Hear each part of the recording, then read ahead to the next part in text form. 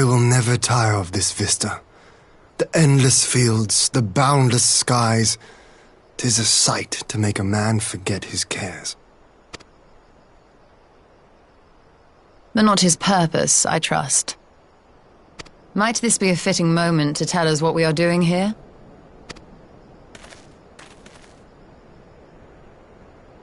Of course.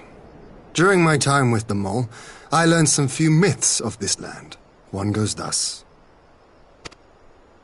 In the distant past, when all seemed doomed, a wayfaring soul came unto the steppe. Venturing into the northern crag, he received of Nama a sliver of her essence, a shard of the shining moon, and with it clove the tainted land from the earth.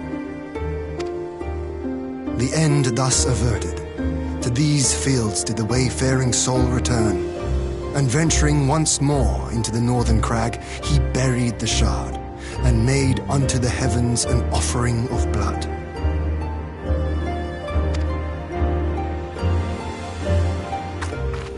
A tainted land cloven from the earth and an offering of blood to the heavens. Azizlar and Dalamud. That was my thinking, yes.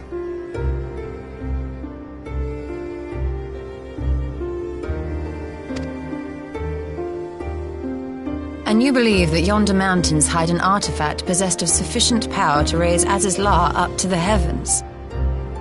I suppose that might suffice. Worth a closer look, would you say? I would.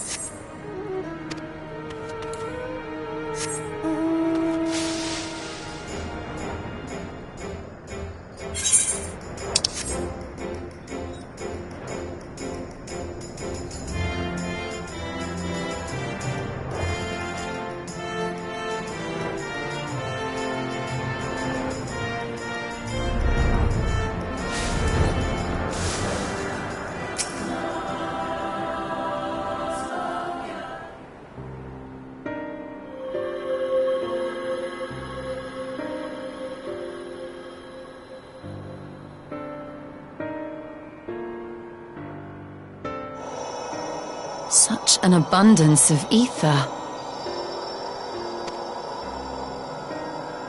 Are we in luck? We are. This is an Allegan artifact, most likely built to regulate the flow of ether. I strongly suspect the ancients used it to stem the flow from here to the burn. That would explain how they were able to untether what became Aziz's La from its surroundings.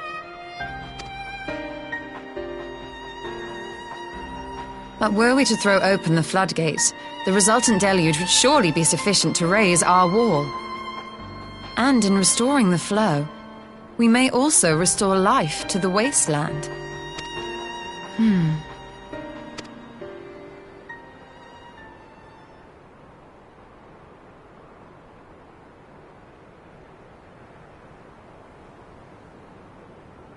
What is it? While the device itself harbors a surfeit of ether, the opposite is true of the surrounding area.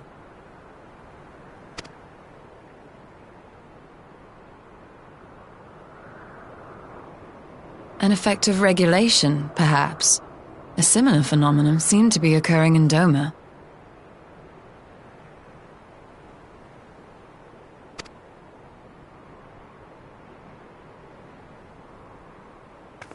Whatever the explanation, the answer will not reveal itself here. We have seen what we needed to see. Let us return to Mol Ilo.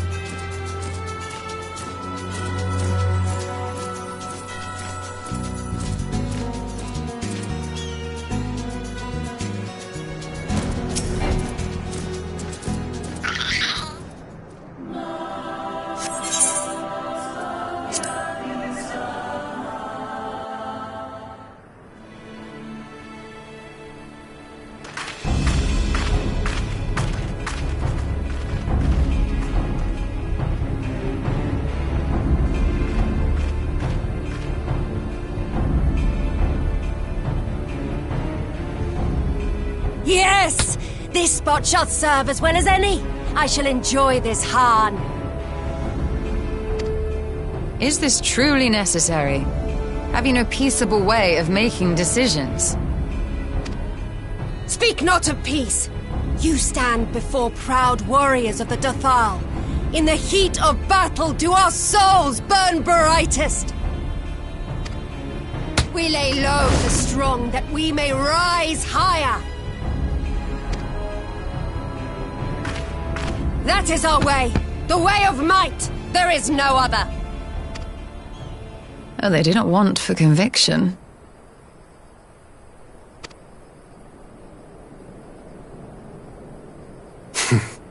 Indeed. It's what makes them such dangerous enemies. And such useful allies. Enough talk! It is time to fight!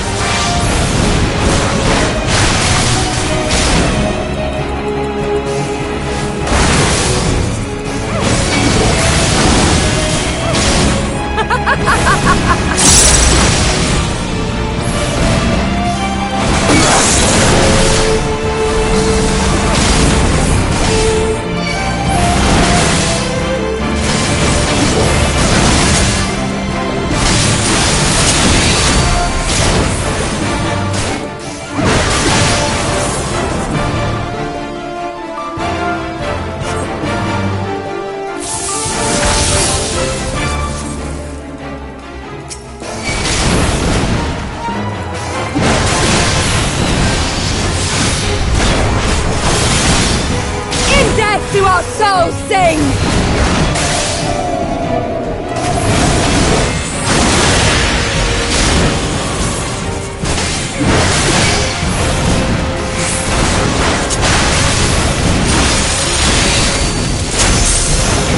In death do our souls sing!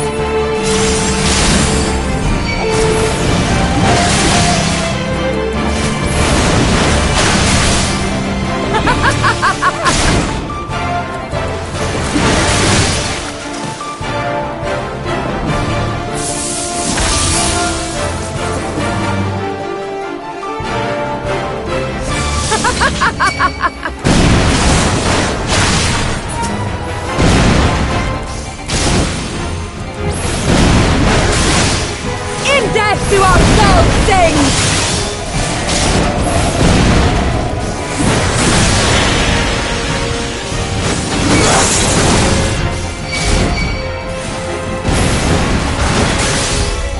In death do our souls sing!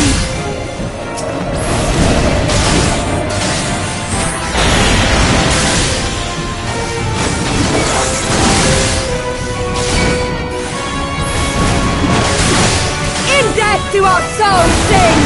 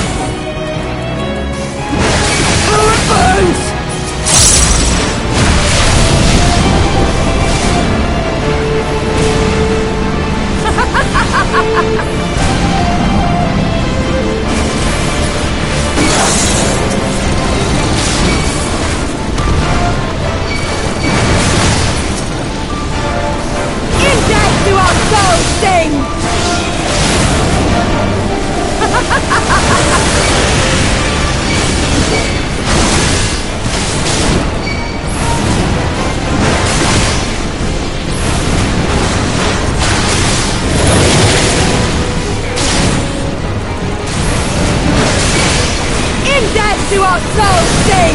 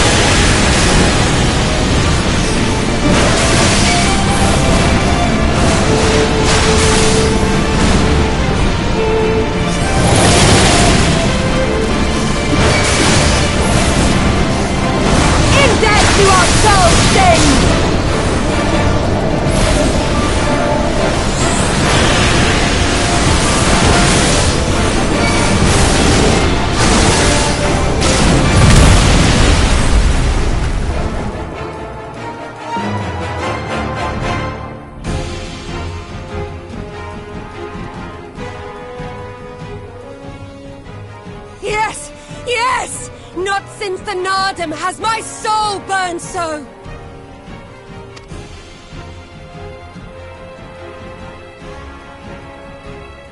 Come! We have only just begun!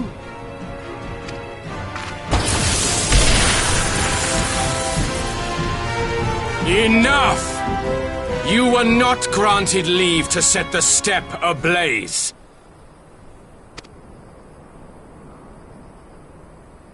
Well, well, the sun has come out to play. Be gone, Moonstruck Oranir! I am busy!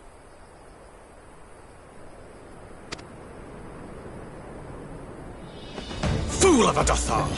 Have you forgotten the face of your master already? The sun will never set! From his seat on high, he reigns over all, now and forever.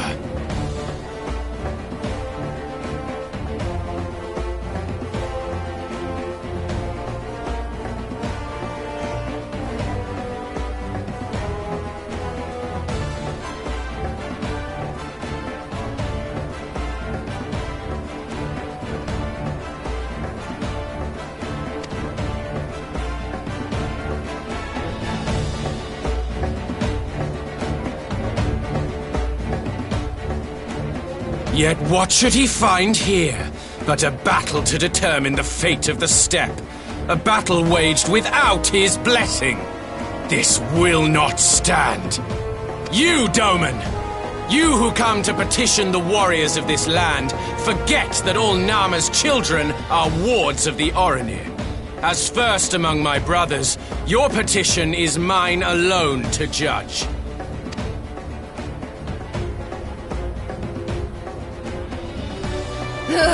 These words are as wind from a horse's backside. Plentiful, but your axe sings more sweetly.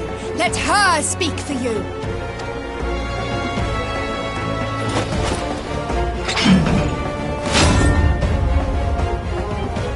Insolent child, you will learn your place!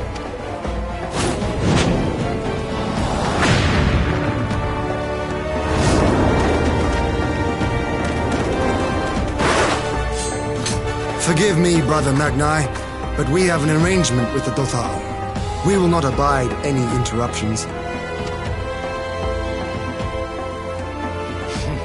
So be it. The sun will pass judgment on all. Didakul, join me.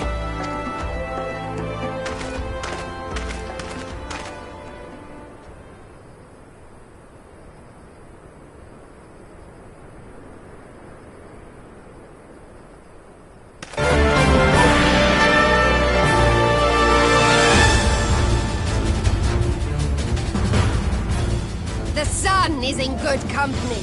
We may dance alone.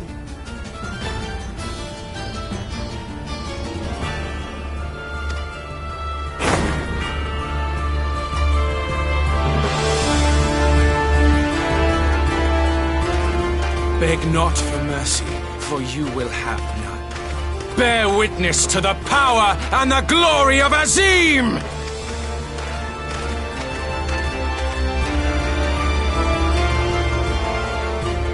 Constantly at each other's throats like rabid dogs.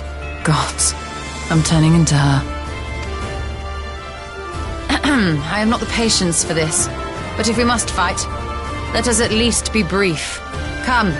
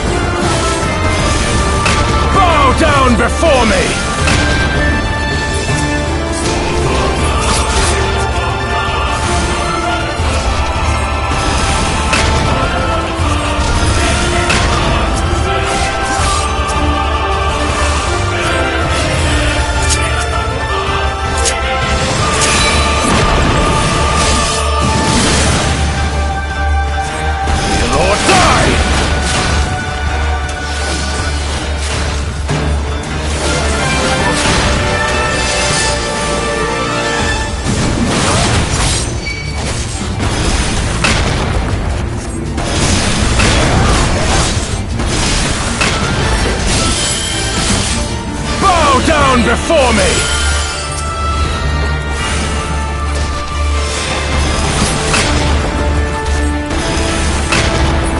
Tremble before the sun!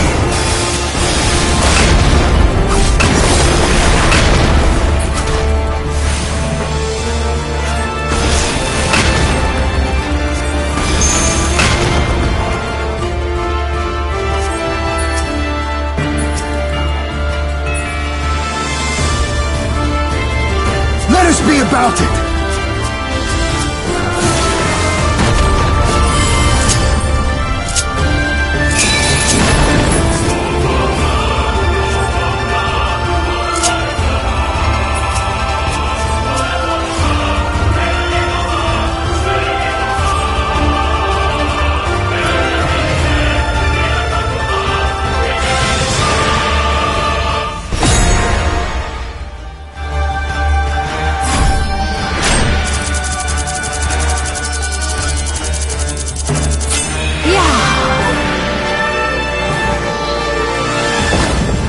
Ether!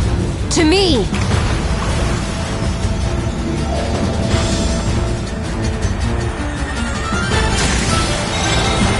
Have at you!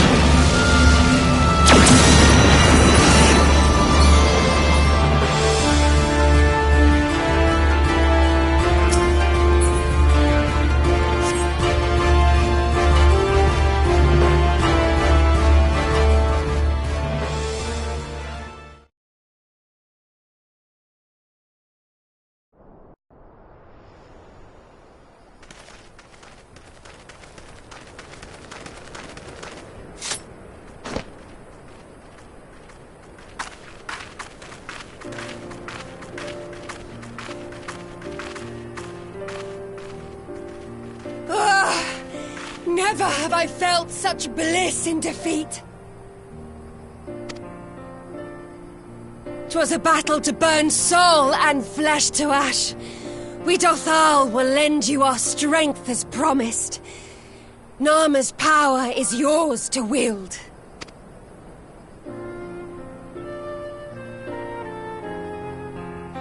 What does the sun say to that?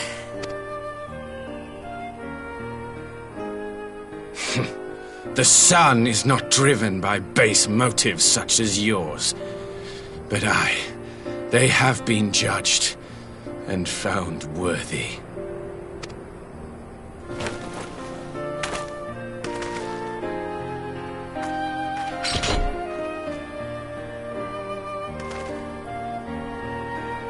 It is the way of the Oranir to accord recognition and respect to the strong. You have made sufficient proof of your strength. The sun shall answer your call. You have our thanks. We are glad to call you allies.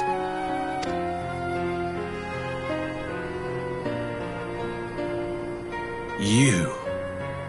By what are you called?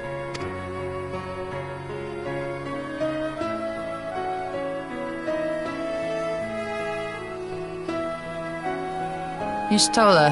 Why?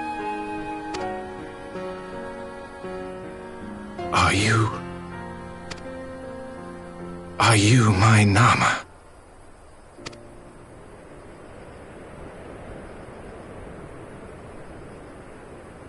I beg your pardon? In battle, you shone with all the majesty of the full moon's light. Your healing touch, the embodiment of the Dusk Mother's love. Long had I wondered if my Nama might not be a woman of the steppe. Beholding you, I am all but certain.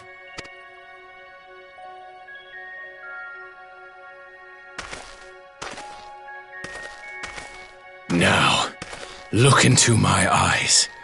Could it be? Could you be?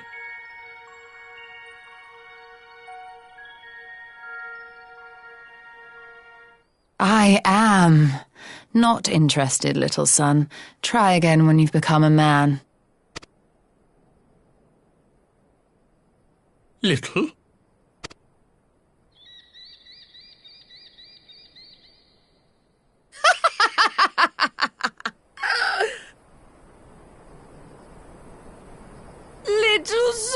son! Little son!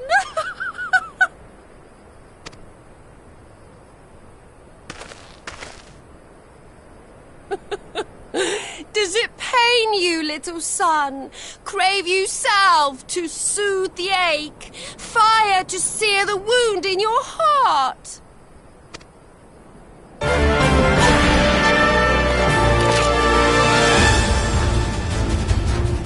We have wasted enough time here. Siren awaits for word of our success.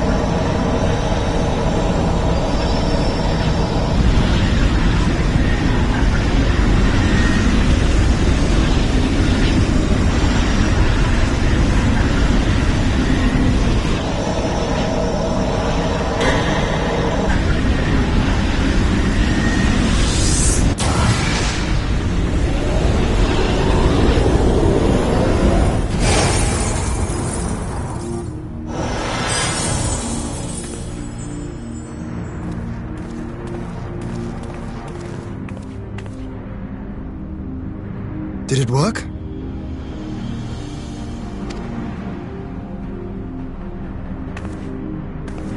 It did. Ether may flow freely to the burn once more.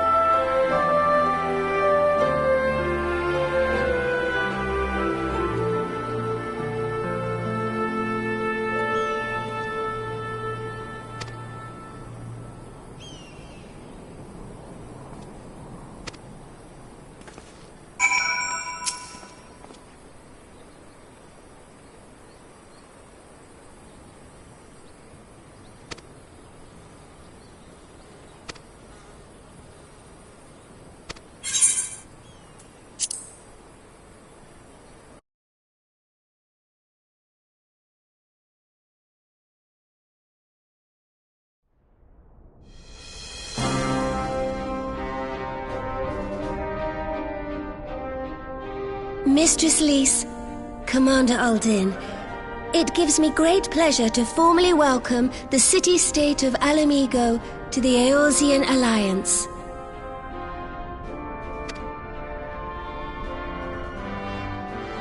The pleasure is ours, Your Grace. I know I speak for all Alamegans when I say that we are glad of this chance to stand with our comrades of the Alliance.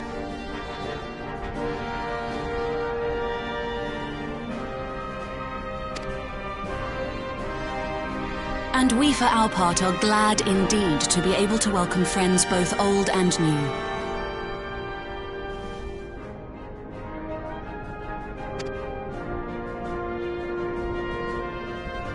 Lord Hien of Dorma, at your service.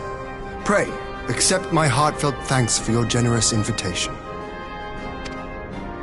Nay, 'tis we who must thank you for journeying so far. And 'twould be remiss of me not to acknowledge the part the Scions of the Seventh Dawn have played in bringing all of us together. In times of great unrest, you and yours have been our constant companions, without whom we would not be here. With apologies to Lord Hien and Mistress Alisaie, it occurs to me that we have not gathered in this way since that fateful day in Uldar. The day I lost my arm and my freedom. As I lay in my cell, never did I dream that I would one day be given the chance to represent my homeland at this council. I would not even be alive had you not plucked me from the jaws of death. You, Yugiri, and Alphino. Would that the lad could be with us.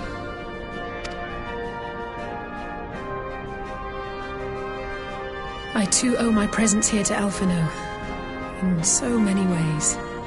Until such time as he returns, I mean to carry on his good work as best I can.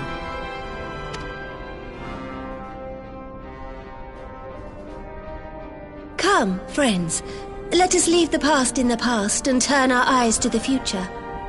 My Lord Hien, pray, tell us how things stand in the East.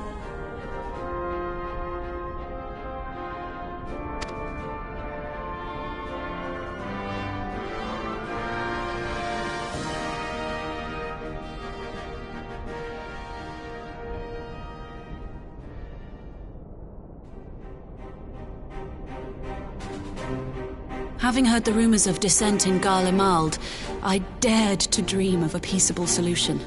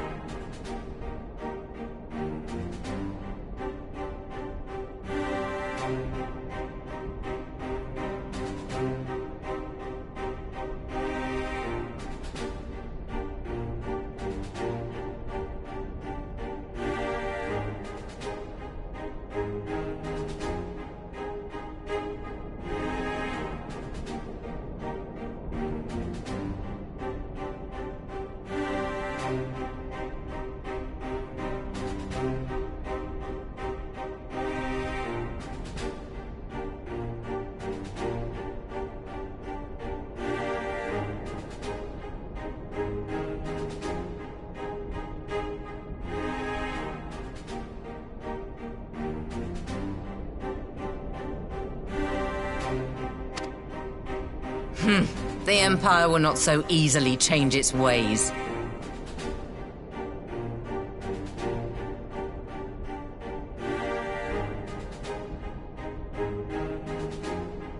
Have a mind to take back Doma and Alamigo. We'll be hard-pressed to stop them, even with the might of 6 nations.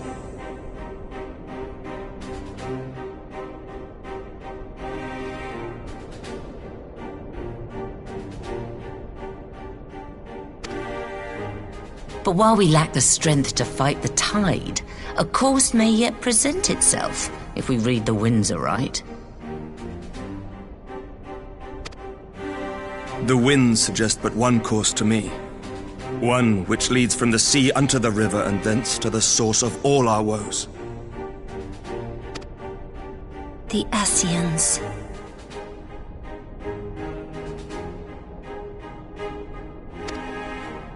Indeed. All here have felt their blighted touch. It was the bringers of chaos who nurtured the Archbishop's tyrannical ambitions. They who bestowed upon him the secrets of summoning, as they have so many others before and since. And while they remain, we shall know no peace.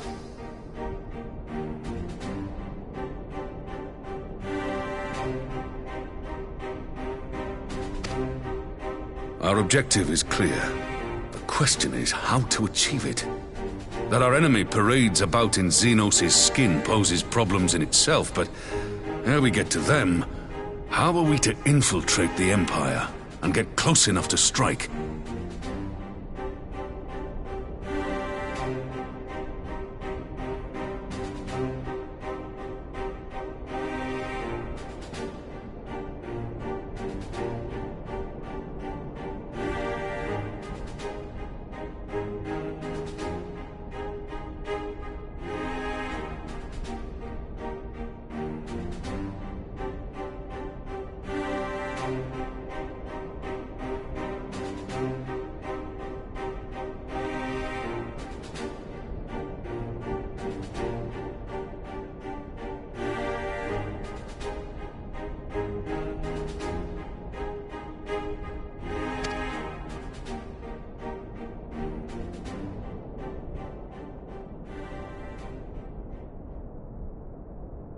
While I see the wisdom in targeting the Ascians, an assassination attempt on Garlean soil would do little to aid our cause, even were it to succeed. It's time we used our enemy's preferred tactic: subterfuge.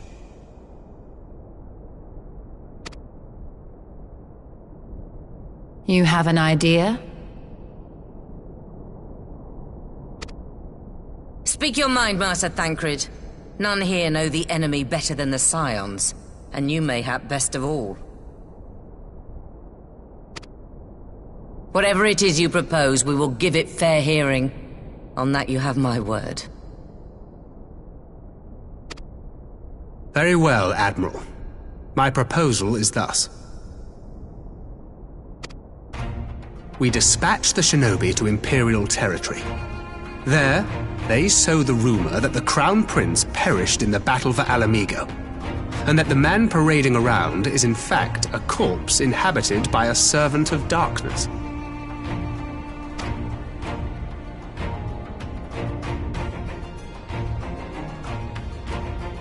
Well, it does have the ring of truth about it.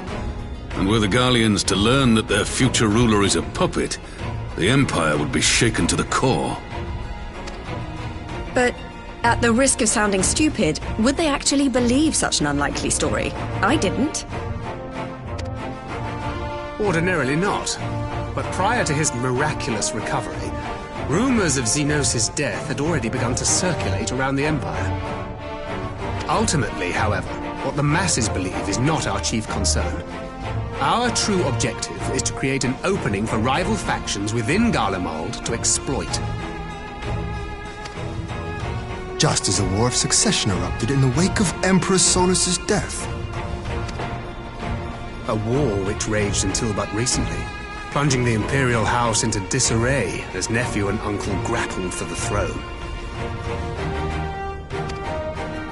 It is no coincidence that one of Varus's first acts as Emperor was to name Xenos heir apparent, family feuds being so tiresome when armies are involved. Not all welcomed his choice of successor, however. There is no shortage of individuals who aspire to the throne, who would jump at any chance to seize power. The news that Xenos is not only dead, but a puppet to diabolical forces, would be too enticing to ignore. The Empire would not be quick to recover from a second war of succession.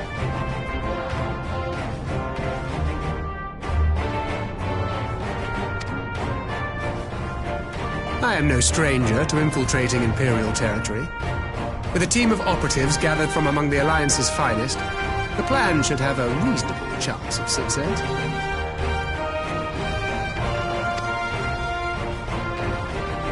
Dorma already has shinobi in place throughout the provinces. We stand ready to act, and act we must. What say you all?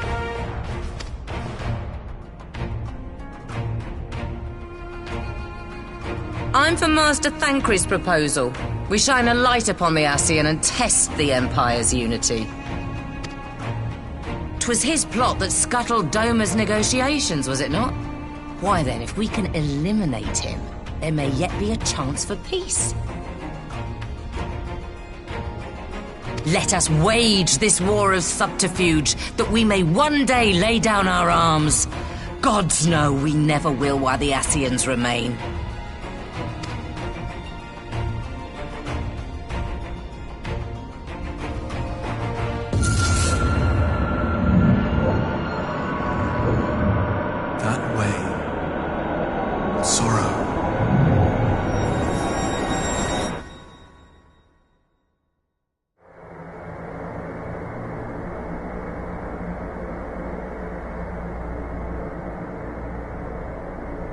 History must be changed.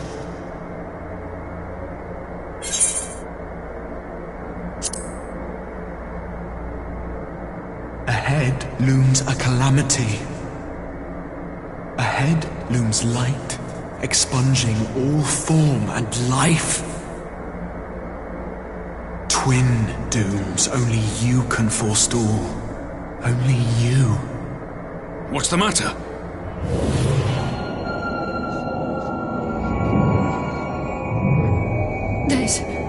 There's a voice!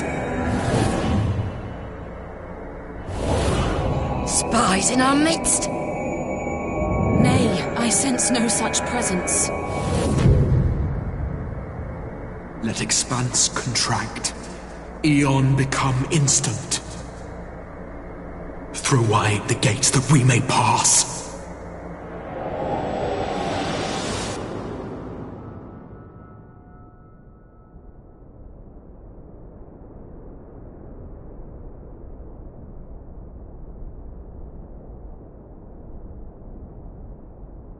Is it over? Master Thancred!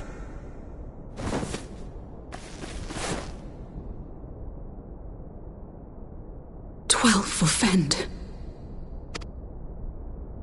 Bear him to a private chamber. Have every healer make ready. Swiftly!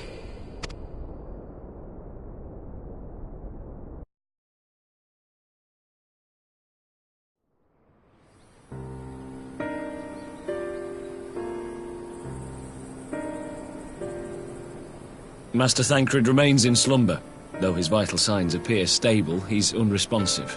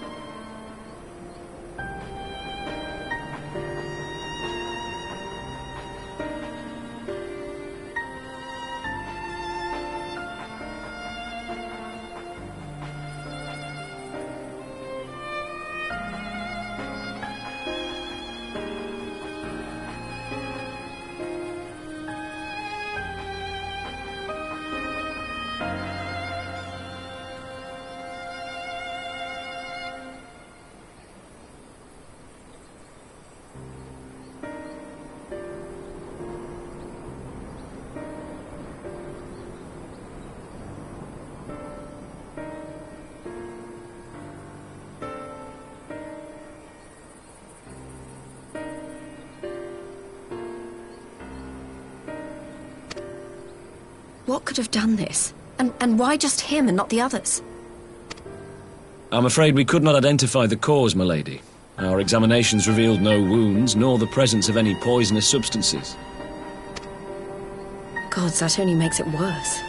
You're to let us know the moment there's any change, all right?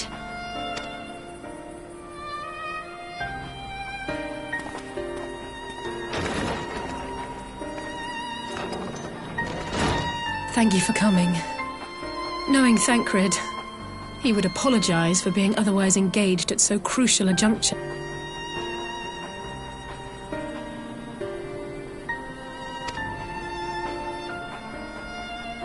In gifting us a course of action, Thancred sowed the seed of all that is to follow. We have but to nurture it as best we can. To him, I would say, rest easy, that he may wake to enjoy the fruits of our labours.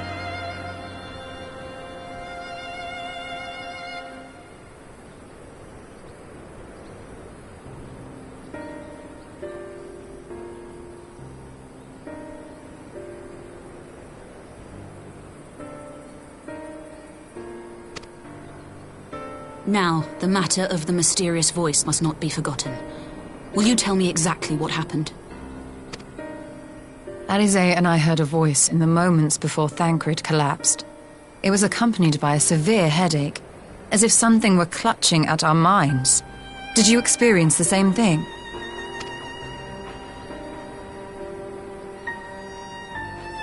So, in between the voice and the pain, you felt as if you were somewhere else entirely?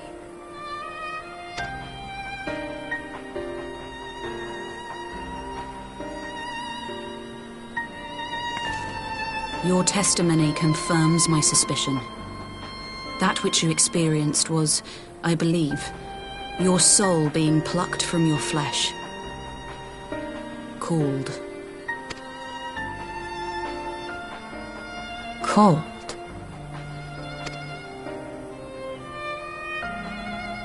I myself examined Thancred. Reach out as I may, I could not sense in him the spark of life that is his soul.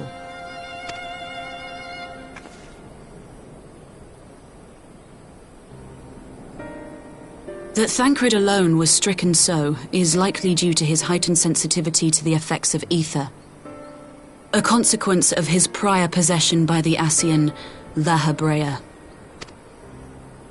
The owner of the voice, whoever it may be, reached out to you, called your souls, and in so doing, caused you and yours such pain. But if that's true, where exactly are we being called to?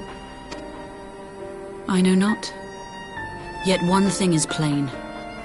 Whoever waits for you on the other side is possessed of a power unlike any I have ever known.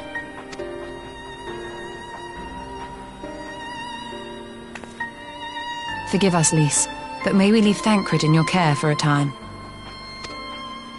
As if you had to ask. I may not be a scion anymore, but I'm no less a friend. Don't worry. I'll see to it that Thancred's well looked after.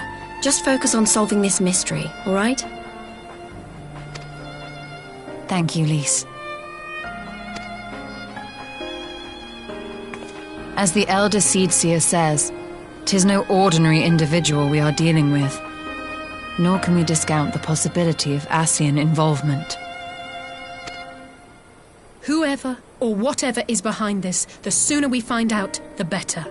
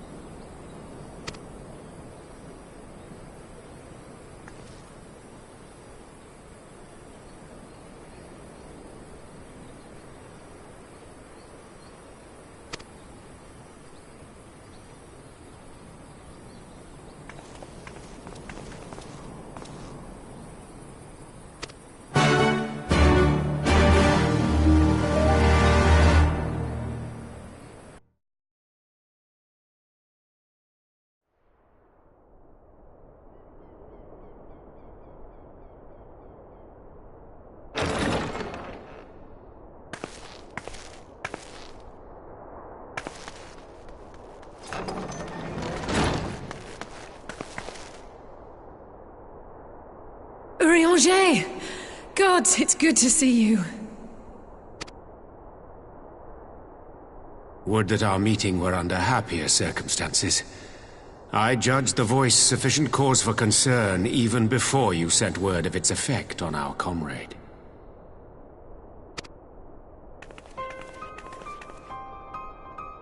You heard it too, then?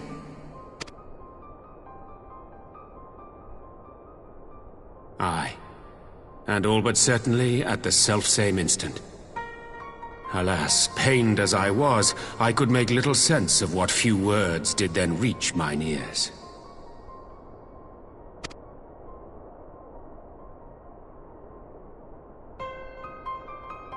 Who do you think is responsible? Could this be the Ascians doing? That I cannot say. Not when so little is known.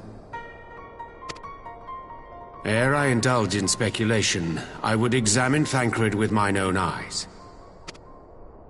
To Alamigo, then, without further delay. One other thing.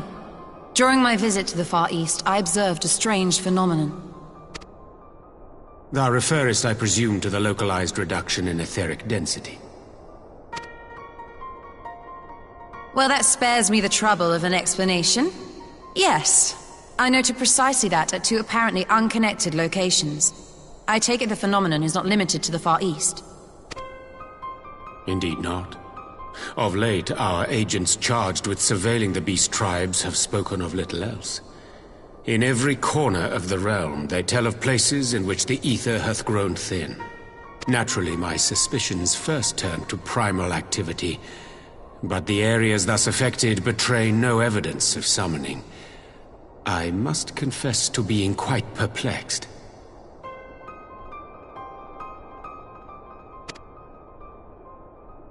If the same phenomenon is being observed in multiple locations on opposite sides of the world, we may safely discount regional factors. Needless to say, this warrants further investigation.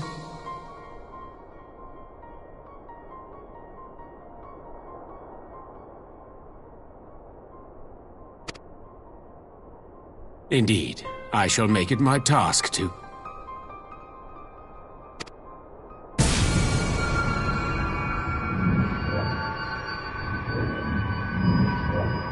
The voice. It calleth to me once more.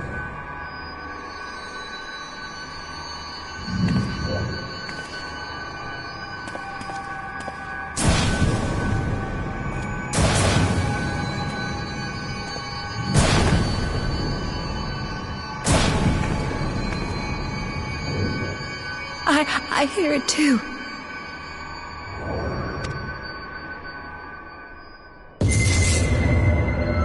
Only you. Only you. No! Ishtola! Urianger! Throw wide the gates.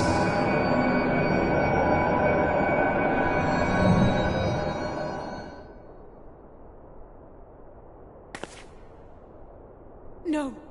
No, this can't be happening!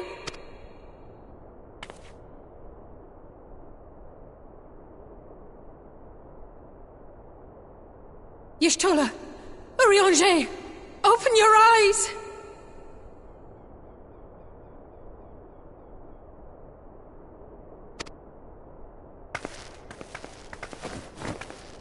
Open your eyes, I beg you!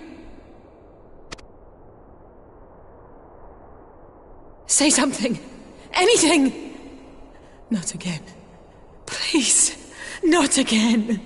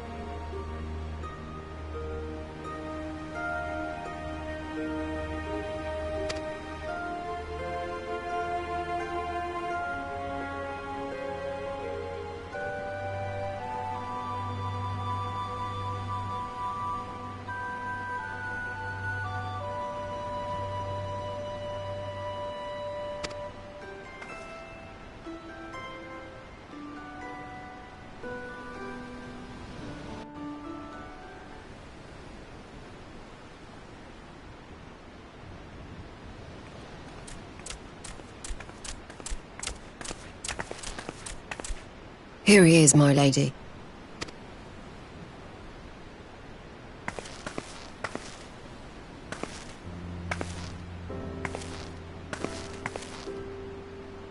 Gabu, it's been too long.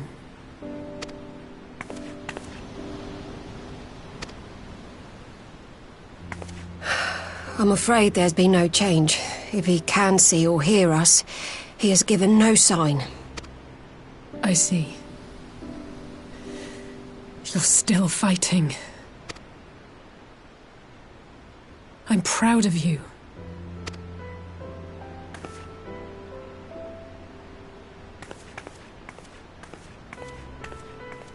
We promised that we would come and visit you together, didn't we?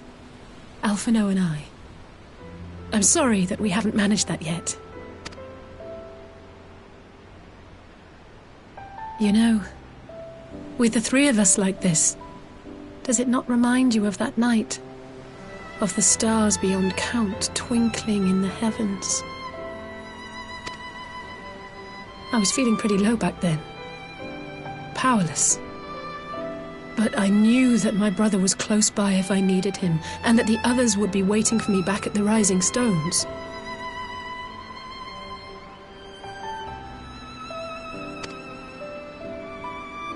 Not like now.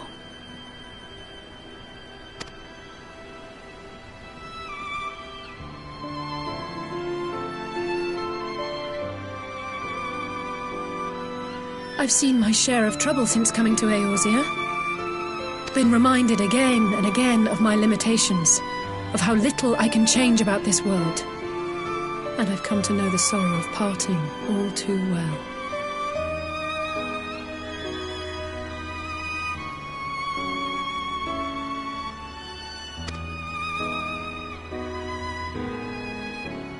But to have the people I hold dear struck down before my eyes, and be powerless to help them, that I cannot bear.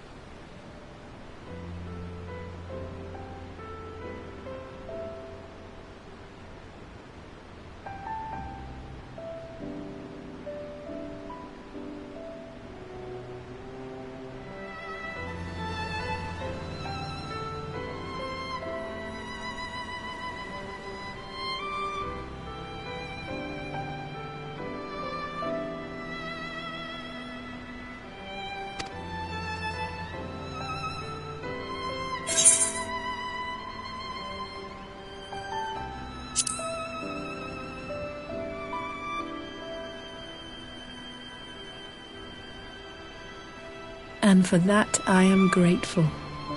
I don't know what I'd do without you.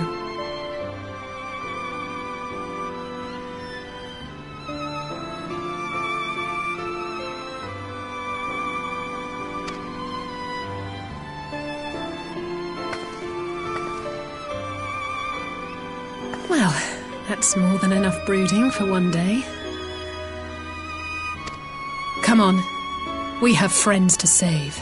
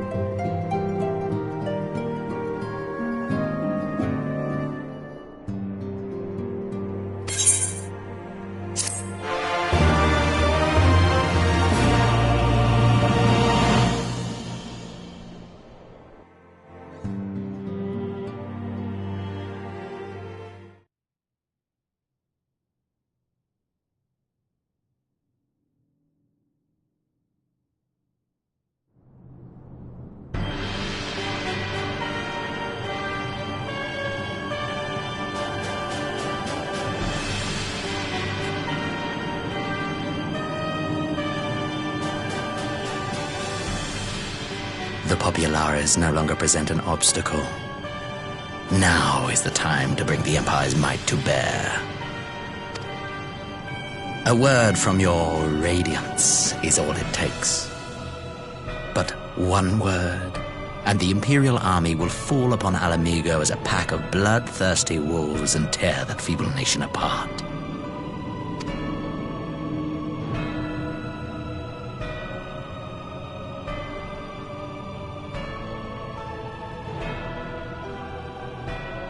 Have you no words for me? Despite the lengths I go to, an emissary playing the part of a fool. When first I took this face, I swore to use all of my knowledge, all of my power, to further the cause of the Empire. My deeds stand testament to my commitment. And with this adamant flesh at my disposal, I could destroy the Icon Slayer as easily as one might swat a fly. Why do you hesitate?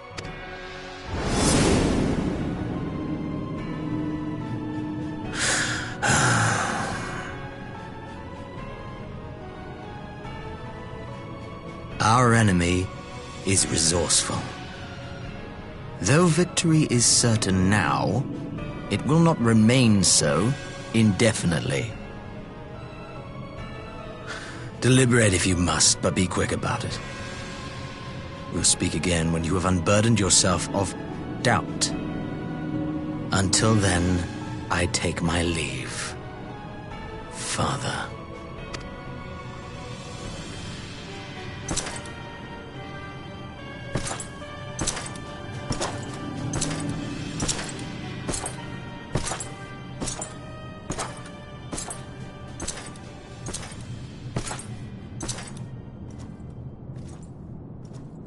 I should be the one to sigh.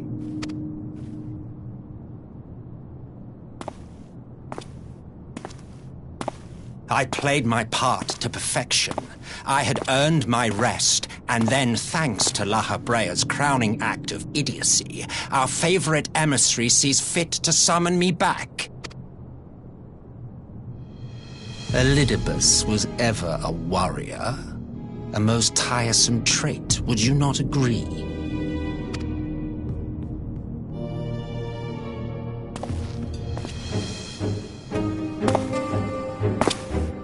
What? Have you no words for me either? No matter. I've long grown weary of this mummery. Now, my dearest grandson, let me remind you of your place in the simplest of terms.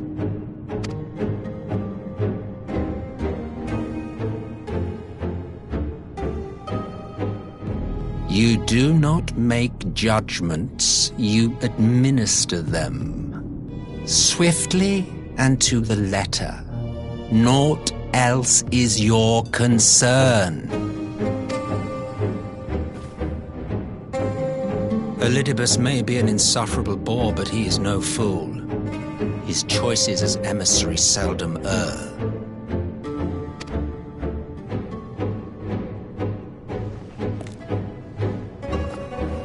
If aught threatens the balance twixt light and dark, it falls to you to remove it. Be it by your own hands or by your armies, you have ample means at your disposal.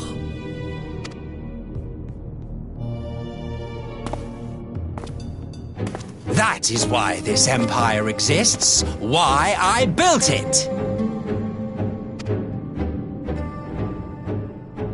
Oh dear, have I touched a nerve? You always were an easy one to read. To you, I do.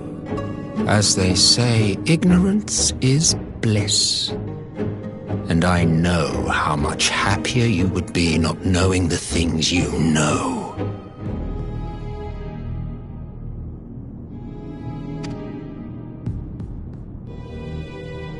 The founding father was an Ascian, and he created the Empire solely for the purpose of sowing the seeds of chaos.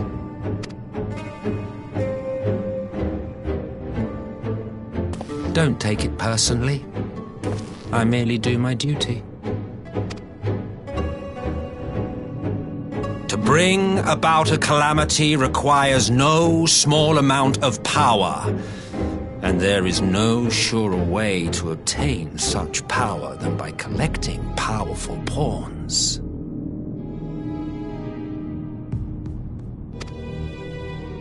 To that end, I have labored long and hard, and I must say I am quite pleased with my handiwork, paltry though it seems in comparison to Alag.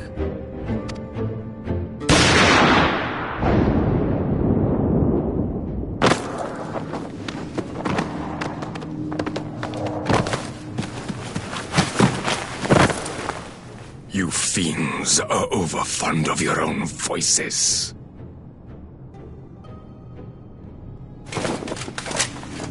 Mark me, Ascian. Man is the master of his own destiny.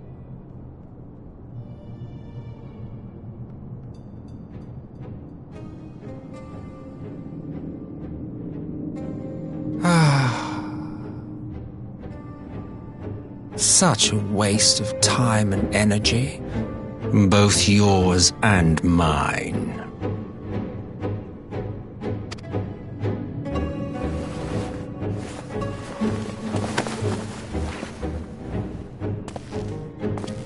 Lest you forget you are Emperor now. If you wish to spout drivel about man's destiny, save it for the masses. It will serve to give them a sense of purpose, and you pliant pieces for the game.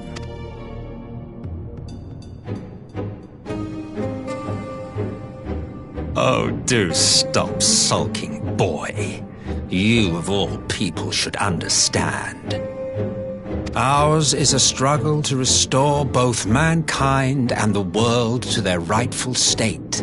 Viewed thus, our goals are one and the same.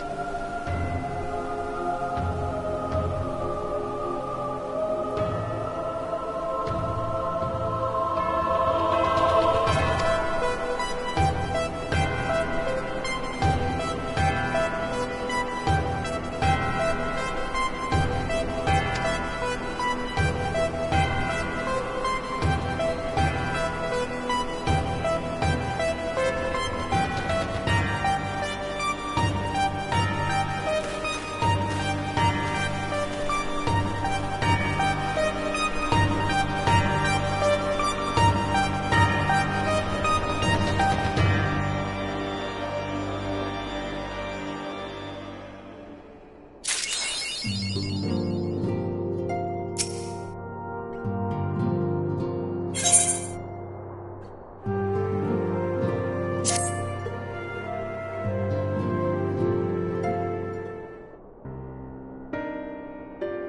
glad you've come, though I'm afraid there's little in the way of good news.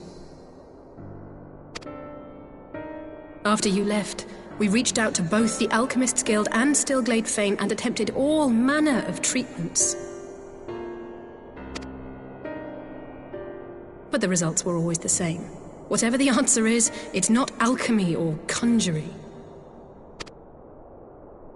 Why did it have to be Y'shtola and Urianger and not me? Out of all of us, they are the ones who could feasibly have solved this puzzle. And Elfino's still missing. Gods, it's all going wrong. Where do we even start? A grave situation indeed. Might I be of some assistance?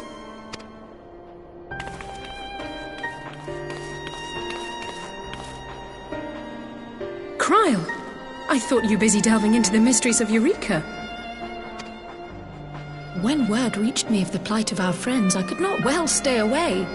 As a fellow scion, not to mention your erstwhile mentor, this is one of those times you should feel free to call on me, regardless of my personal circumstances.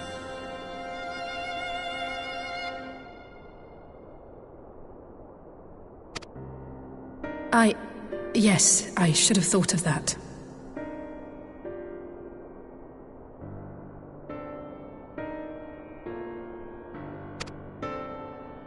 Thank you for coming, Cryle.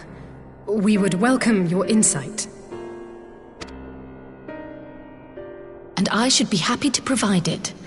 Now, what's this I hear about Alphino heading into Imperial territory?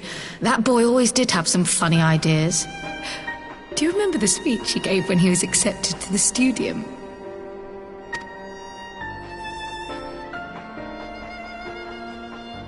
My life's goal is naught less than the salvation of this star.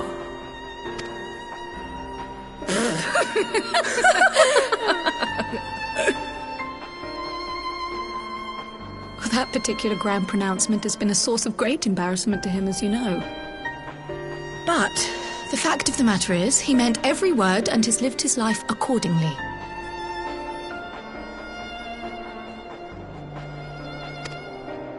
Yes, he remains altruistic to a fault, but I'm worried he was too fixated on his goals to see the dangers, as has happened before.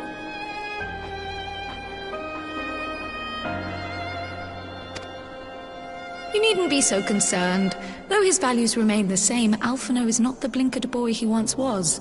Slowly but surely his eyes have been opened, thanks to a certain someone. A certain someone whom he'd be mortified to learn had heard about his little speech. Mum's the word, eh?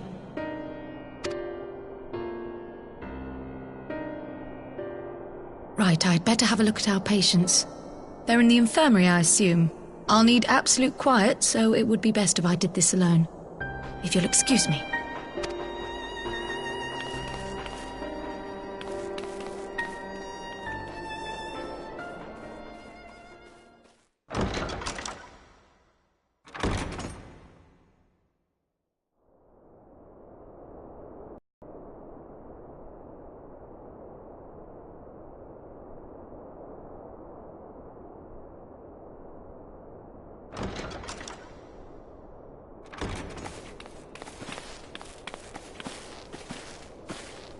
All three are in fine physical health. At a glance, I would say they were merely sound asleep.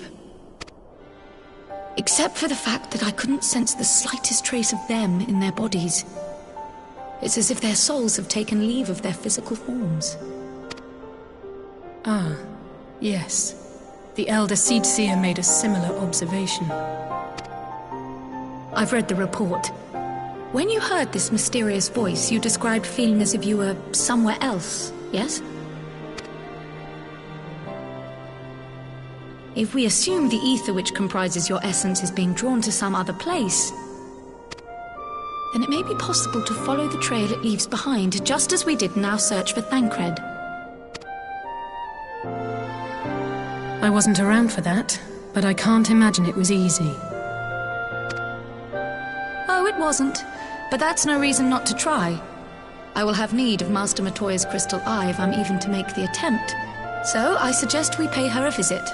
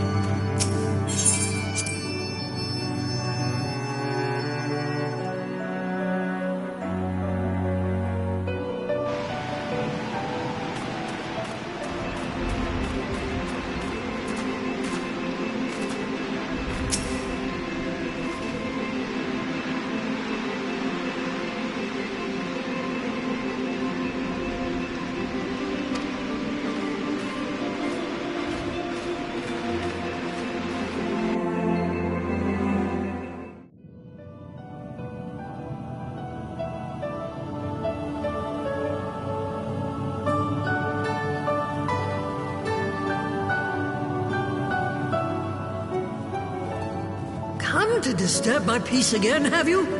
I hide myself away in a cave, and still you people insist on pestering me with your problems.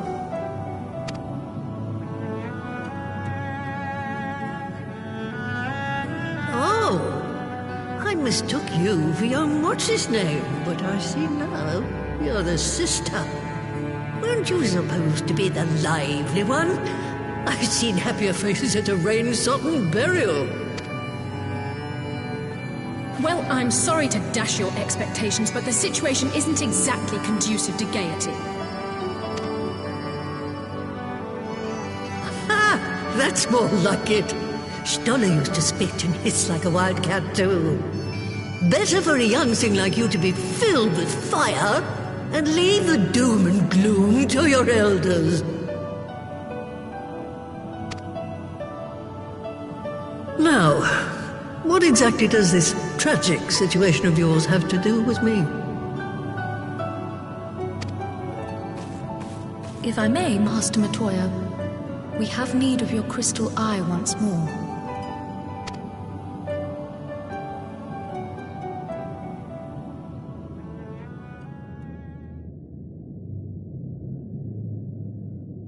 And Stoller is one of the afflicted, is she?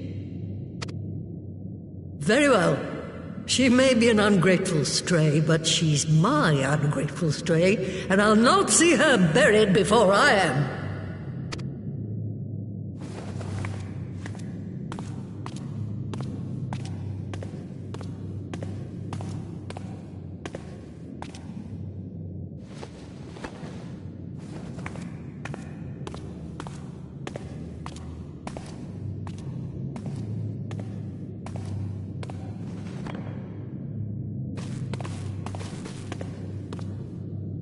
Right.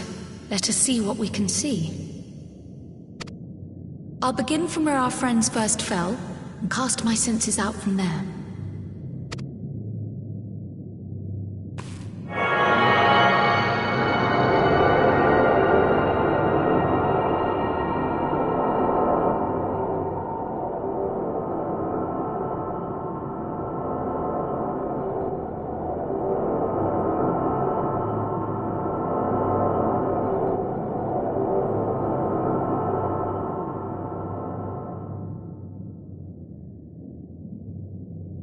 What is it?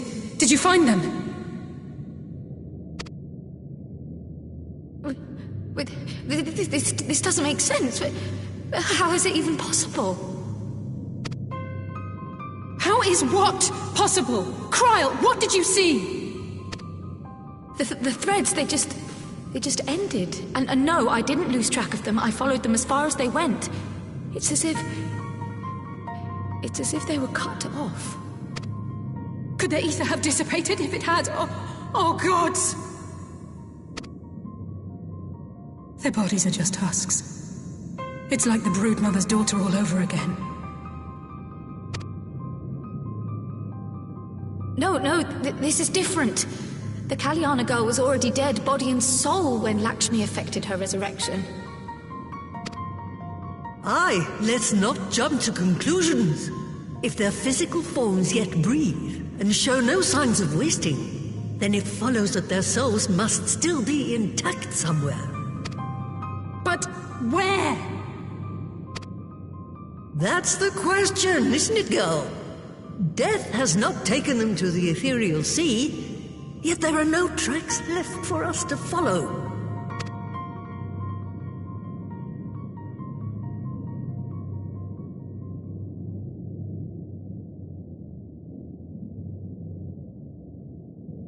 We're no closer to an answer than when we started. But knowing their souls are still out there is progress of a sort. We just have to keep looking. Pray, excuse me a moment. Yes? I remember, but... That was Lise. Apparently, a group of Populares have defected to Alamigo, and Maxima, the envoy Alphino left with, is one of them. I'm sorry. I realize we've barely begun here, but... Go, child, go! You've made up your mind, and life's too short for dithering. I'll do some digging in the meantime and see if there isn't some other method we could use to continue the search.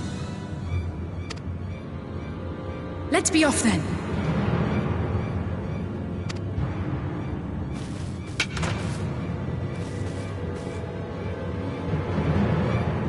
Oh, not again. The enchantment barely seems to take these days. I chalk it up to old age, but I rather doubt it's that simple.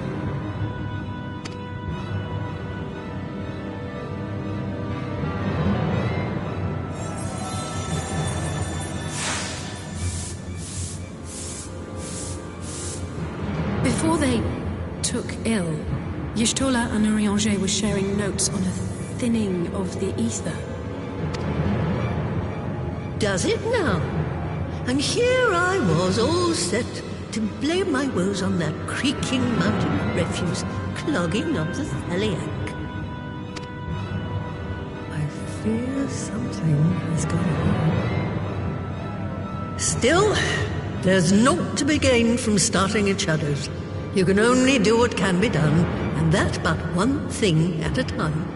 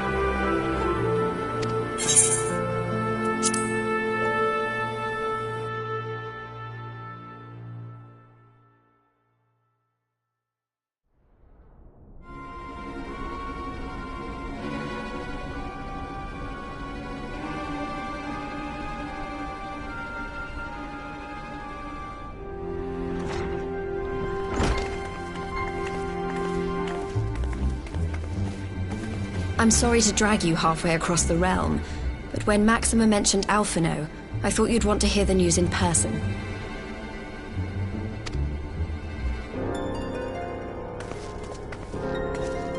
Ah, we meet again. Though I was hoping our reunion would be under more auspicious circumstances.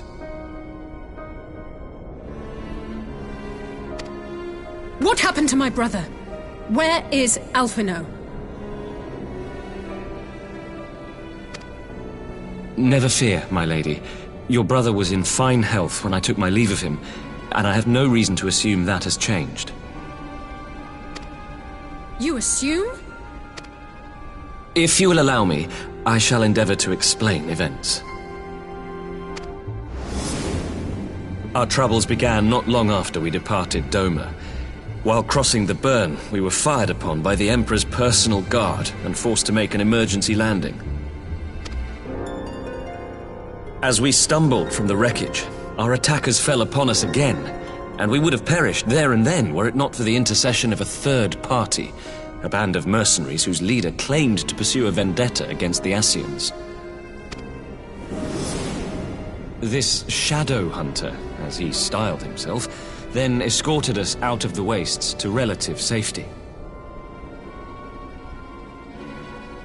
Upon arriving back in civilization, I gathered my Populares colleagues and prepared to flee the Empire. Master Alphino, however, declined the invitation to join us, preferring to continue his investigation into the Ascian threat.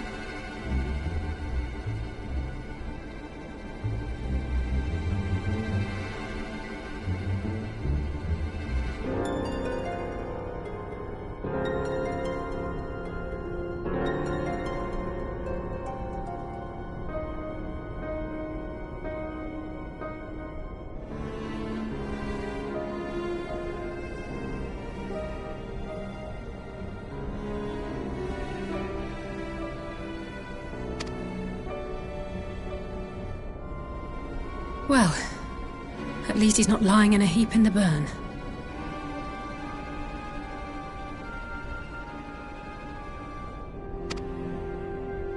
Tell us more about these Ascian hunters. Who are they? And is Alphino still with them? He is. As to who they are, I'm afraid I have nothing to tell you. Beyond the fact that they root out and destroy Ascians, they were unwilling to divulge anything which might serve to identify them. They would not even reveal their next destination. But Master Alphino asked to accompany them all the same. Since parting company with your brother, we've been engaged in a game of cat and mouse with the Emperor's guard. We made our way through province after province, finding the army busy restoring order wherever we went, until we finally arrived here in Alamigo. I cannot thank Commander Aldin enough for giving us such an unexpectedly warm welcome. I'm not inclined to turn away refugees, no matter which land they call home. And if they can tell me how things lie in Garlemald, all the better. On that subject, there is much I would tell you. During the course of our journey, we heard tales that an entire rebel army had been slaughtered in the space of a single night. It would seem my former comrades grew tired of putting down uprisings in the conventional manner, and chose instead to bring a formidable new weapon to bear. Details were sparse, but the rumor alone was enough to dampen the flames of rebellion. I have also heard reports that several companies have withdrawn from their designated provinces and begun marching westward. It is my assessment that the Empire's forces are mobilizing for a large-scale military engagement. Westward? You mean they're getting ready to invade Alamigo? We knew this was coming, but not that it would be so soon. We've barely even begun to shore up our defenses. They won't stop an invading army.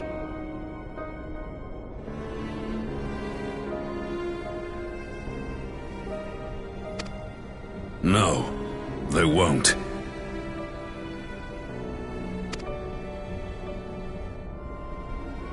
Dispatch messengers to the Alliance leadership requesting reinforcements, and send word to our officers in the field to hasten completion of those border fortifications. Prepare to meet the Imperials head on!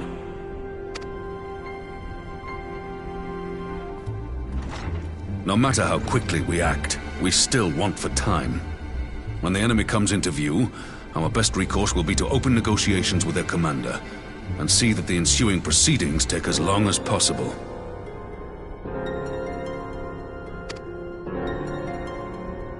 Would you and Alize head to Doma and let Lord Hier know about this? I'm sure he'll want to hear about Alphino too. Consider it done. We'll send word when...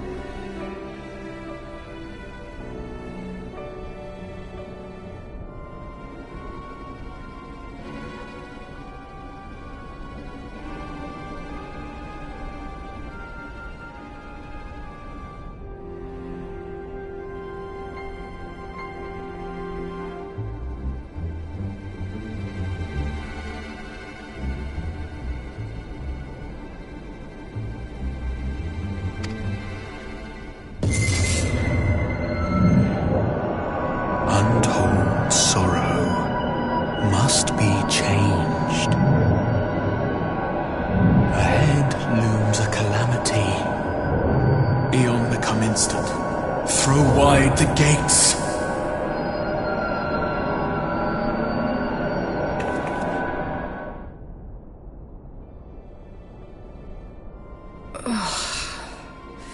You heard it too. Well, at least we're both still standing. Oh, thank the gods. I thought we'd lost you for a moment there. Why does this keep happening?